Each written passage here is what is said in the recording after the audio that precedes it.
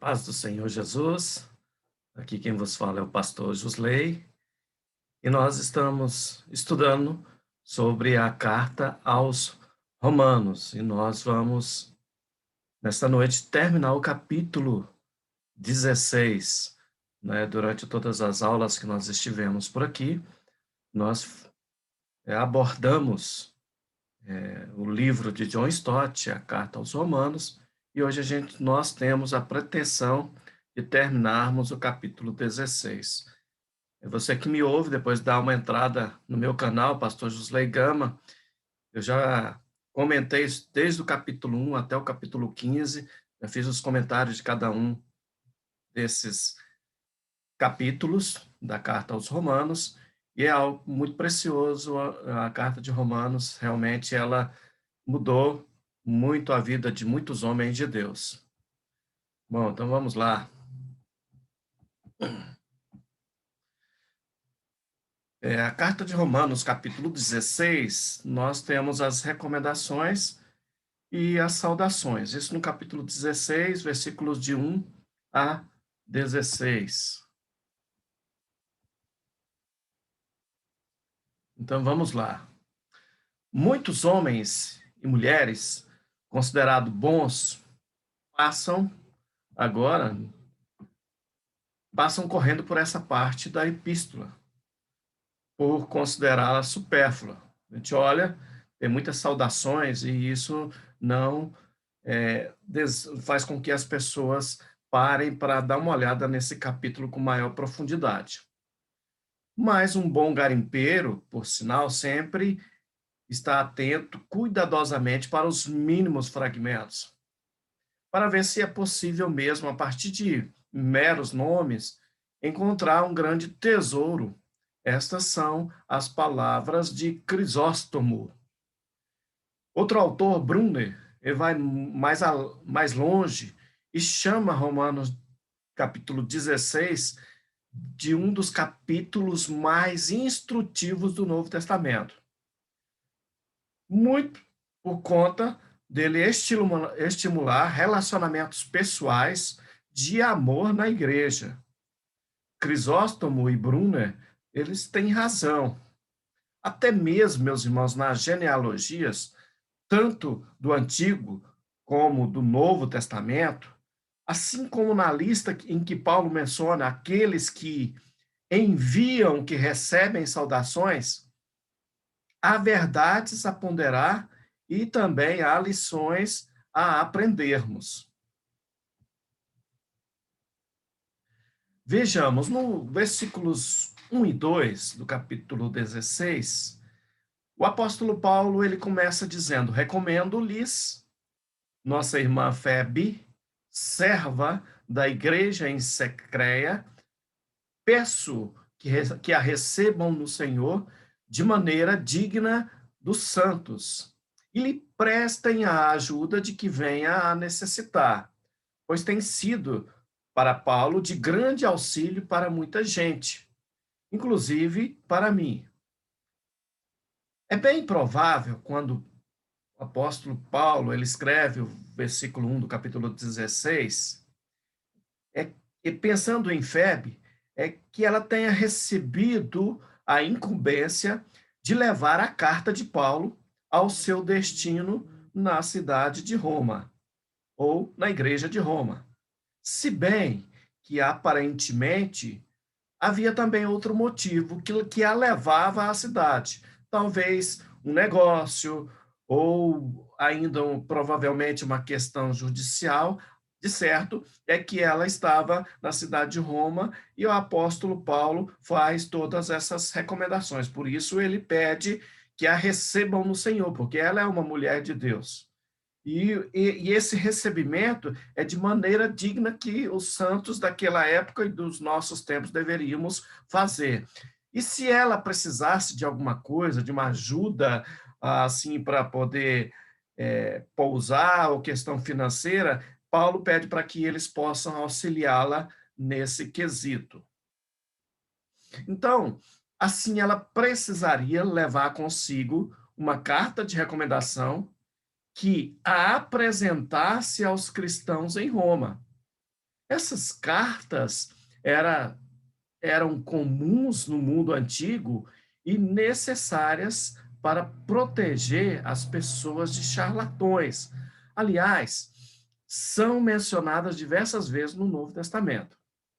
Então, em sua apresentação de Febe, Paulo pede à igreja de Roma que a recebam, dando-lhe uma recepção e hospitalidade dignas de um cristão. E também que lhe prestem a ajuda de que venha a necessidade como estrangeira na capital, presumivelmente no que concerne aos seus outros negócios, aos quais ela estava ali na cidade para poder fazer.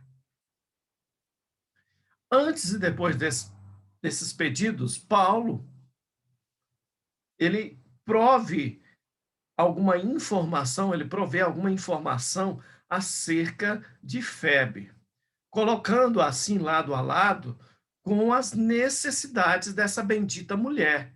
Escreve Crisóstomo os seus atributos. Na verdade, o que a gente precisa entender aqui é que Paulo continua veja quantas formas ele encontra para conferir-lhe a Febe dignidade. Primeiro, chamar de nossa irmã. E não é pouca coisa ser chamada de irmã de Paulo. Segundo detalhe que tem aí, que não pode passar desapercebido pelos olhos mais atentos, é que Paulo a reconhece como serva, ou seja, como ministra ou como diaconisa da igreja de Cencreia, que era o porto mais ocidental da extremidade do Golfo Sarônico. Nós temos aqui uma recomendação, né? E Paulo diz que Febe tem sido para ele de grande auxílio, e não só para ele, mas também para muita gente. Essa frase, ela é uma tradução da palavra grega deprostatis, que pode significar patronesse ou benfeitoria.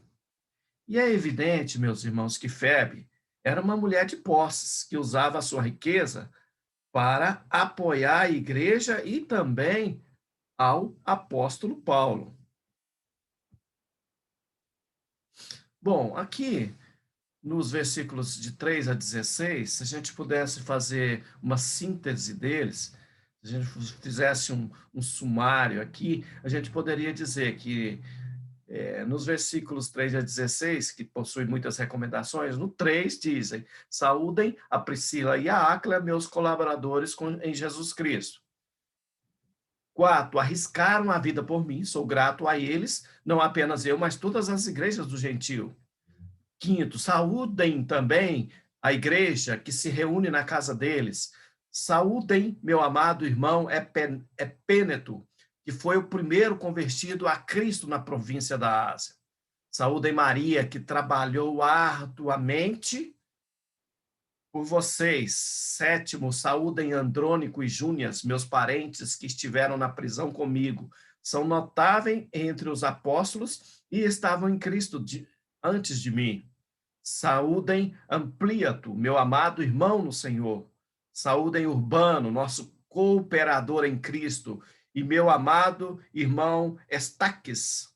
Saúdem Apeles, aprovado em Cristo. Saúdem os que pertencem à casa de Aristóbulo. Saúdem Herodião, meu parente. Saúdem os da casa de Narciso, que estão no Senhor. Saúdem a Trifena e Trifosa, mulheres que trabalham arduamente no Senhor. Saúdem a amada Pérside, outra que trabalhou arduamente no Senhor. Saúdem Rufo, eleito no Senhor, e sua mãe que tem sido mãe também para mim. Saúdem Ansícrito, Fregonte, Hermes, Pátrobas, Hermas, e os irmãos que estão com eles. Saúdem a Filólogo, Júlia, Nereu e sua irmã, a Olimpas e a todos os santos que estão com eles. Saúdem uns aos outros com beijo santo ou com ósculo santo, como queira. Todas as igrejas de Cristo de Cristo enviam-lhes saudações. Bom, Paulo, ele envia saudações a 26 indivíduos, 24 dos quais ele cita pelo nome, acrescentando, na maioria dos casos, uma apreciação pessoal.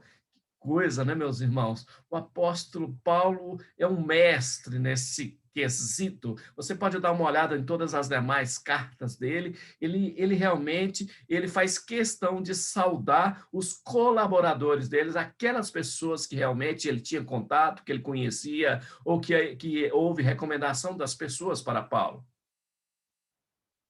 Como Paulo podia conhecer tantos cristãos romanos? Essa é uma pergunta que a gente poderia fazer. Ora, viajar era a coisa mais frequente naqueles dias do que muitos pensam. Você tem ideia? Áquila e Priscila são um bom exemplo disso. O Novo Testamento relata que Áquila saiu do Ponto e dirigiu-se à margem sul do Mar Negro, que ele e Priscila, sua esposa, viveram na Itália até que o imperador Cláudio expulsou os judeus de Roma no ano de 49 depois de Cristo. E depois eles mudaram-se para Corinto, onde Paulo os encontrou e ficou com eles, e que viajaram juntos para Éfeso. E deve ter sido ali que eles se arriscaram a vida por eles. E não é nada improvável que após a morte de Cláudio, em 54 depois de Cristo, eles tenham retornado a Roma, onde teriam recebido esta saudação de Paulo. É possível que durante o exílio do apóstolo Paulo tenha conhecido uma porção de outros refugiados judeus, cristãos ou não, os quais teriam retornado a Roma depois que o edito de Cláudio foi rescindido.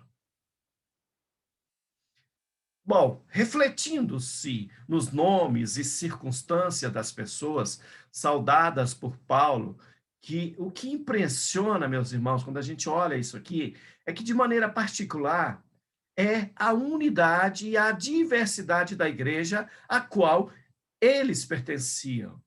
Os cristãos de Roma divergiam em raça, classe social e gênero. Quanto à raça, nós sabemos que já havia naquela igreja tantos membros judeus também como gentios, o que é comprovado por essa lista. Quanto a Áquila e Priscila, é certo que eles eram cristãos judeus. Não se sabe ao certo qual era a classe social de seus amigos romanos. Por um lado, a julgar pelas inscrições, ou seja, Ampliato, no versículo 8, Urbano, no versículo 9, Hermes, versículo 14, Filólogo e Júlia, no versículo 15, eram nomes comumente dados a escravos. Por outro lado, pelo menos alguns eram libertos e outros tinham laços com pessoas de distinção.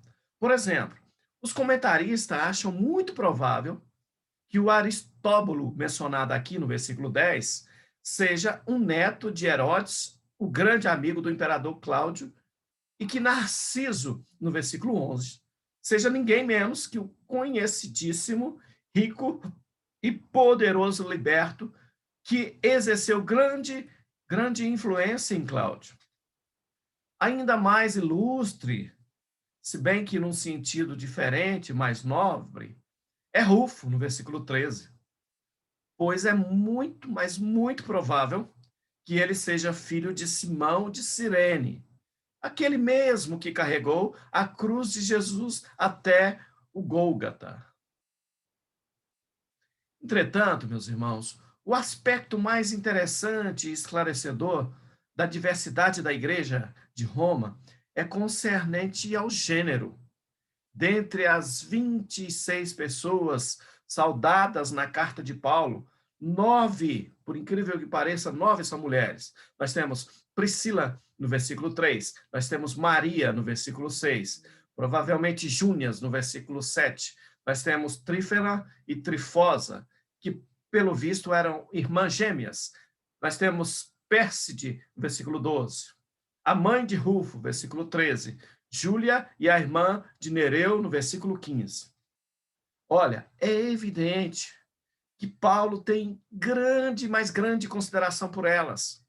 Ele menciona 4 delas, ele menciona Maria, ele menciona Trifena, Trifosa e Pérside, dizendo que trabalharam para ele arduamente. O verbo copião, que denota muito esforço, é usado aí nesse versículo com referência a todas as 4, e não se aplica a nenhum outro em toda a lista. Paulo só não especifica que tipo de trabalho árduo elas fizeram para ele. Aqui nós não encontramos essa informação. Há 2 nomes que merecem especial atenção. O primeiro é de Priscila, cujo nome aparece no versículo 3, assim como em 3 outros versículos do Novo Testamento, antes do nome do marido. Quer seja por uma razão espiritual, talvez tenha se convertido antes dele, ou fosse mais ativa no serviço cristão do que ele, ou ainda um outro fator social. Quem sabe se ela era uma mulher de estatura na comunidade, ou temperamental, seria uma pessoa de personalidade dominante. Paulo parece reconhecer e não criticar a liderança dela. Vejamos, outra mulher a ser considerada aparece no versículo 7. Saúdem Andrônico e Júnias. No original grego, o segundo nome é Lounian, que poderia ser o acusativo tanto de Júnias, no masculino, como Júnia, no feminino. Acredita-se, meus irmãos, que Andrônico e Júnia fossem um casal, acerca do qual Paulo nos diz 4 coisas. Vejamos. Primeira, são seus parentes ou patrícios, ou seja, são judeus. Foram, em alguma ocasião, seus acompanhantes e são notáveis entre os apóstolos. Eu gosto muito dessa palavra notáveis, aqueles que são notados por algum atributo, por alguma qualidade, e elas são observadas. O lugar proeminente ocupado pelas mulheres no círculo de amigos de Paulo demonstra que ele definitivamente não era um machista chauvinista que geralmente nós imaginamos. Quem sabe isso até esclareça um pouco mais a incômoda questão do ministério das mulheres. Como nós já vimos, dentre as mulheres que Paulo saúda, 4 trabalharam arduamente no serviço do Senhor. Priscila, meus irmãos, foi uma das colaboradoras de Paulo. Júnia, ela era uma missionária bem conhecida, e Febe deve ter sido uma diaconisa. Então, eram mulheres realmente altamente recomendadas pelo apóstolo Paulo.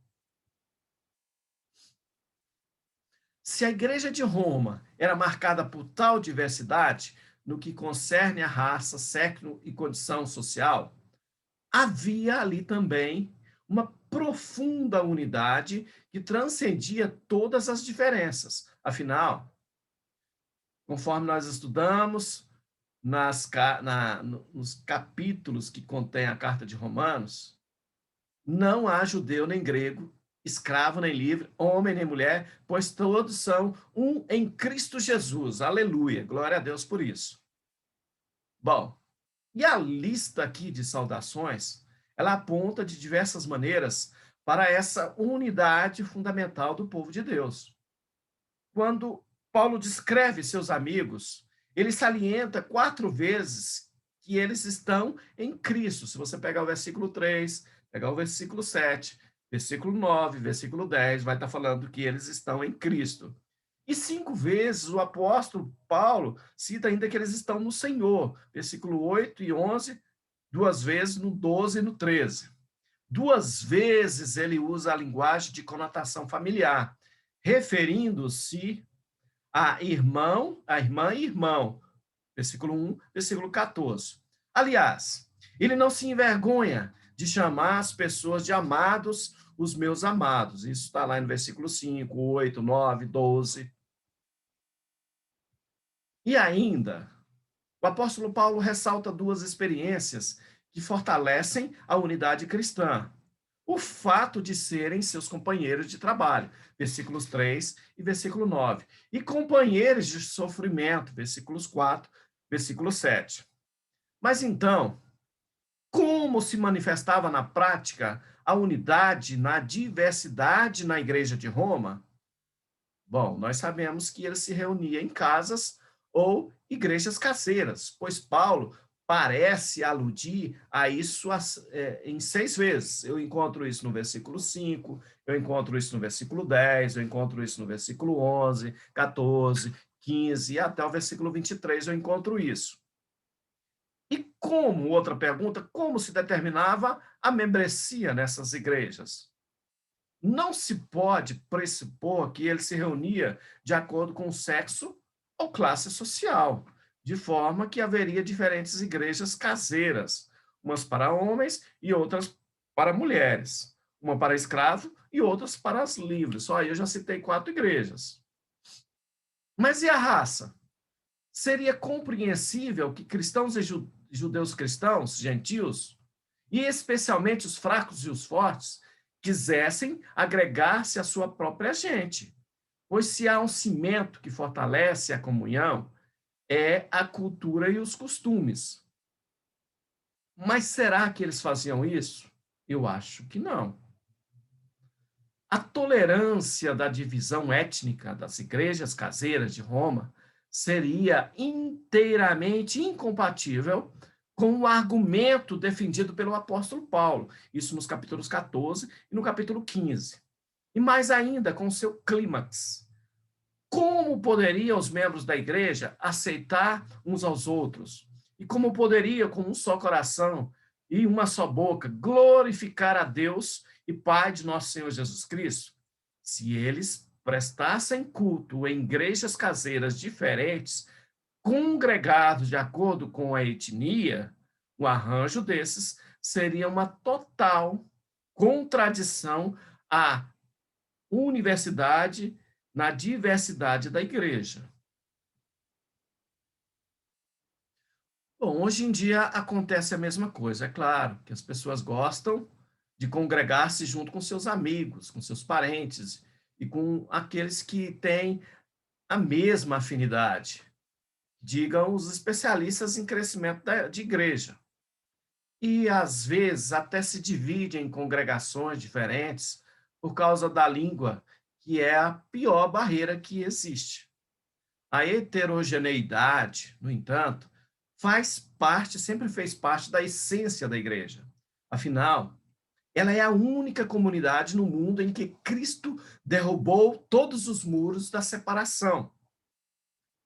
A visão que a Escritura nos dá da igreja triunfante é a de uma multidão proveniente de todas as nações, tribos, povos e línguas, todos eles cantando louvores a Deus em uníssono, um só coro, oh glórias. Por isso, não há como calar a verdade de que uma igreja homogênea é uma igreja incompleta, que deve lutar com toda penitência e perseverança para atingir a heterogeneidade. Paulo conclui a sua lista de saudações individuais com 2 observações de cunho universal. Primeira, que, embora apenas alguns deles tenham sido saudados pelo nome, todos eles devem saudar uns aos outros com beijo santo ou com ósculo santo. Isso versículo 16, parte A. Essa era uma insistência do apóstolo Paulo, dos apóstolos Paulo e Pedro, e os pais da igreja continuaram a tradição. Isso nós vimos Justino, o mártir, escreveu que, terminadas as orações, nos saudamos uns aos outros com um beijo. E Tertuliano parece ter sido o primeiro a chamá-lo de o beijo da paz, abraço em meu lugar. A lógica é que a nossa saudação verbal tem de ser confirmada com um gesto visível e palpável, se bem que a forma assumida por esse beijo possa variar de acordo com a cultura. Para vocês que vivem na América Latina, ou para nós que vivemos na América Latina, poderemos fazer uma paráfrase. Dei um ao outro um forte abraço em meu lugar, um aperto de mão, como gosta o goiano, um abraço, um aperto de mão. A segunda palavra, já que nós falamos da primeira, vem logo a seguir. Todas as igrejas de Cristo enviaram-lhe saudações. 16, parte B. Mas como é que ele pode falar em nome de todas as igrejas? Seria isto uma mera retórica do apóstolo Paulo? Não.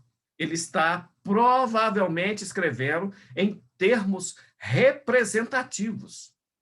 Como ele está para tomar o navio para Jerusalém, conclui-se que aqueles que foram designados pelas igrejas para levar e entregar a oferta acabaram-se de se reunir em Corinto, segundo o relato do apóstolo Lucas. Havia ali delegados de Bereia, Tessalônica, Derbe, Listra e Éfeso. Paulo, portanto, deve ter-lhes perguntado se poderia enviar seus cumprimentos à igreja de Roma. Isso é uma pressuposição nossa. Amém, meus irmãos? Nós vamos terminar aqui, depois nós terminamos os demais versículos, e eu creio que você se surpreendeu com o capítulo 16, porque muitas saudações a muitas pessoas, mas tem muitas informações que é necessário a gente ver mais amiudamente, mais profundamente, né? Pesquisar ali para ver qual era a real intenção do apóstolo Paulo ao fazer essas doxologias, saudações a essas pessoas, as quais nós citamos aí do capítulo 16, versículo 1 ao 16. Eu sou o pastor Jusley, eu sou professor no Seminário Evangélico da Igreja de Deus, eu também sou bacharel em administração de empresas, sou bacharel em teologia e estou mestrando em ministério. Irmãos, eu tenho uma página no YouTube e eu gostaria que você entrasse lá, basta colocar Pastor Jusley Gama, se inscreva no meu canal, se você já fez isso, repasse para os seus liderados, para os seus irmãos das igrejas lá. É um conteúdo riquíssimo, a Carta aos Romanos, baseada no livro que você está vendo aí na figura, a Mensagem de Romanos, de John Stott, é algo muito precioso, que você precisa aprender. Quem conhece Romano, quem sabe Romano, aprende sobre a pessoa, a obra que Cristo fez na cruz. Amém? Então, fiquem com Deus. Um grande abraço. Que Deus nos permita uma nova oportunidade em Cristo Jesus, nosso Senhor.